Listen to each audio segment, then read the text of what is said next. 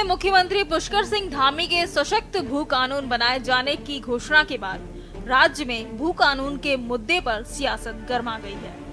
दरअसल मुख्यमंत्री पुष्कर सिंह धामी ने उत्तराखंड की जनता को भरोसा दिलाते हुए सशक्त भू कानून बनाने का दावा किया है। मुख्यमंत्री ने कहा कि पर्यटन, शिक्षा, ग्रामीण विकास के नाम पर अधिग्रहित भूमि का दुरुपयोग करने वालों पर कार्रवाई की जाएगी और अगले विधानसभा सत्र में हम भू कानून संशोधन विधेयक लाएंगे।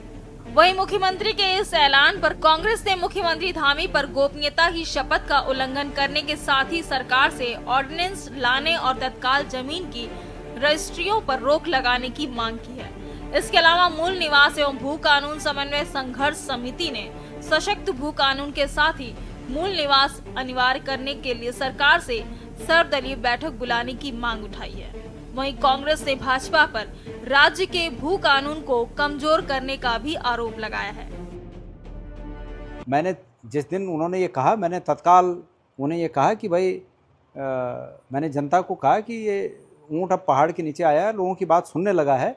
लेकिन मुख्यमंत्री जी, मैं कल से देहरादून में हूँ तो मैं देख रहा हूँ कि सचिवालय से मेरे पास तमाम ये बातें हैं कि भाई मुख्यमंत्री जी ने 6 महीने पहले हलचल पैदा करके इस बारे में, वो लोग जो इस प्रकार के व्यापार में सम्मिलित हैं, एक उनके लिए एक नई खिड़की खोल दी, एक नया रास्ता खोल दिया है।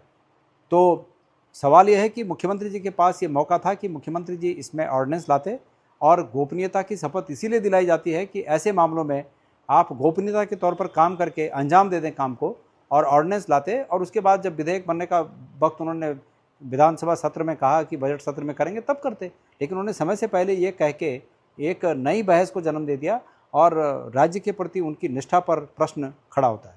कोई भी कानून को पारित करने के लिए बकायदा विधानसभा पटल पर रखा जाता है। नारायण दत्त तिवारी जी का हमें वो काला इतिहास नहीं भूलना चाहिए जिसमें उन्होंने आंदोलनकारियों के साथ एक छल किया था। आरक्षण देने के नाम पर उनको मुंह जवानी आदेश दे दिया था कि हम आपको आरक्षण देते, और कितने छात्रों का भविष्य अंधेरे में चला गया था। वो काला अध्याय अपना इनको नहीं भूलना चाहिए। उसी प्रकार का कोई भी कार्य हमारी भाजपा सरकार करने में एकदम भी राजी नहीं होती है। हम कोई भी अगर फैसला लाते तो उसको विधानसभा की पटल पर रखते हैं, उसकी बारीकियों को समझते हैं, उसकी बारीकियों को समझने के बाद धरातल पर उतारते हैं। और एक बात मैं कांग्रेसियों से पूछना चाहूंगी कि 2001 से 3 तक जब इनकी सरकार रही थी, उसके पहले उत्तराखंड की नींव पड़ रही थी। उत्तराखंड की नींव पड़ते ही आपके सत्ता में, आपको अगर इतनी ज्यादा चिंता होती तो आप उस समय इस प्रकार का कठोर निर्णय लेकर अवश्य आते।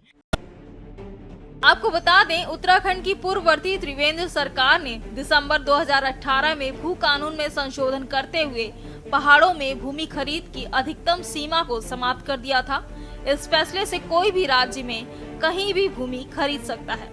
त्रिवेंद्र सिंह रावत का तर्क है कि पहाड़ों में उद्योग चढ़े, इसके लिए यह संशोधन किया गया था। हालांकि अब धामी सरकार इसमें संशोधन की तैयारी में है। वहीं कांग्रेस ने सरकार से कितने उद्योग राज्य में स्थापित हुए हैं, इसका श्वेत पत्र जारी करने की मांग की है। वहीं एक और जहां राज्य में सशक्त भू कानून बनाकर सरकार से राज्य की जमीन को बचाने की मांग की जा रही है, तो वहीं दूसरी ओर मलिन बस्तियों के मुद्दे पर भी सियासत शुरू हो गई है। दरअसल कांग्रेस मलिन बस्तियों को नियमित करने के लिए सरकार से कानून बनाने की मांग करते हुए विशेष सत्र बुलाने की मांग कर रही है, तो वहीं दूसरी ओर मूल निवास भू कानून समन्वय संघर्ष समिति सरकार से मलिन बस्तियों को नियमित ना करने की मांग कर रही है। पहाड़ में हमेशा एक आरोप लगता रहा, राज्य बनने से पहले भी और आज भी, कि पहाड़ों में पलायन हो रहा है, पहाड़ों में विकास नहीं है, पहाड़ों में अच्छी शिक्षण संस्थाएं नहीं हैं, अच्छी स्वास्थ्य सेवाएं नहीं हैं, और धार्मिक पर्यटन को छोड़ दिया जाए तो पर्यटन का भी डेवलपमेंट, पर्यटन का भी जो विकास वहाँ पर होना चाहिए वो नहीं हुआ है। और इसलिए जो 2018 में कुछ अमेंडमेंट लाए थे कि भाई अगर कोई स्वास्थ्य के क्षेत्र में कोई बड़ा अस्पताल बनाना चाहता है, मेडिकल कॉलेज बनाना चाहता है। हमने तो मलिन बस्तियों के लिए 2016 में कानून बना दिया था, उनके रेगुलाइजेशन के लिए कहा था, नियम बना दिए थे, एक्ट लाए थे हम तो हाउस में, लेकिन सरकार ने विगत 8 वर्षों में मलिन बस्तियों के रेगुलाइजेशन के लिए कोई काम नहीं किया।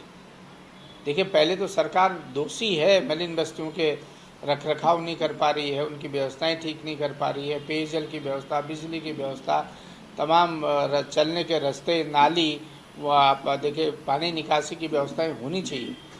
और हम तो अभी भी मांग कर रहे हैं सरकार को, जो मलिन बस्तियाँ आगे की सरकार सबक ले, कम से कम ऐसी मलिन बस्तियाँ न बने, सुचारू रूप से बने, सही तरह प्लान्ड तरीके से बने, लेकिन जो बन गई हैं उनको बेघर नहीं किया जाना चाहिए, उनको उजाड़ना उचित नहीं है।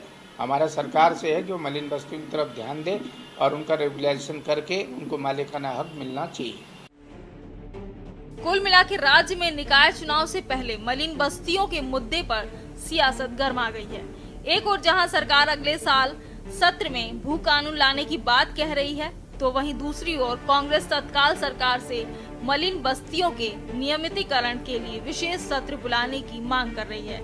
देखना होगा धामी सरकार इन तमाम मुद्दों पर क्या निर्णय लेती है। Uttarakhand desk report.